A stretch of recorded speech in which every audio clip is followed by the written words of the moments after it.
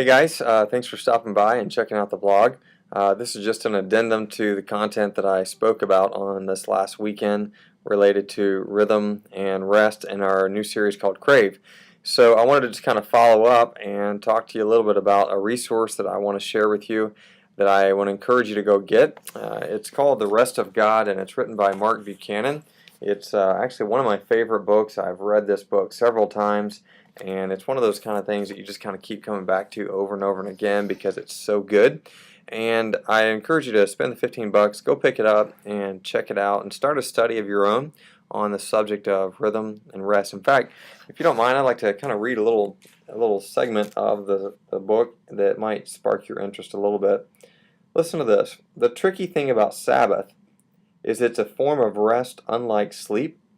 Sleep is so needed that defied too long, our bodies inevitably, even violently, force the issue.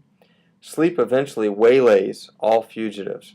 It catches you, and it has its way with you. Sabbath won't do that. Resisted, it backs off. Spurned, it flees. It's easy to skirt or defy Sabbath, to manufacture cheap substitutes in its place, and to do all of that initially without noticeable change, and sometimes briefly with admirable results.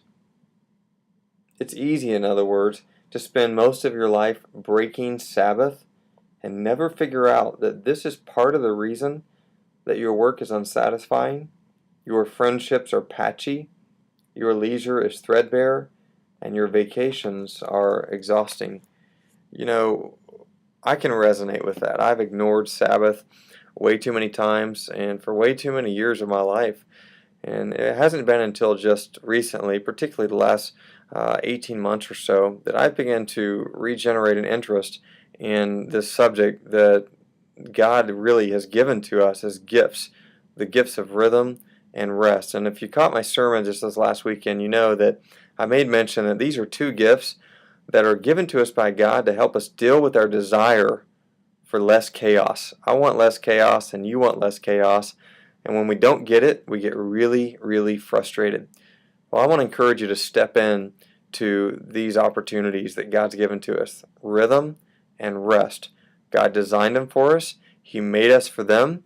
And when we dance the dance that God created, I believe that we're going to find and discover a brand new way of life that can really give us energy. So, blessings to you on your journey.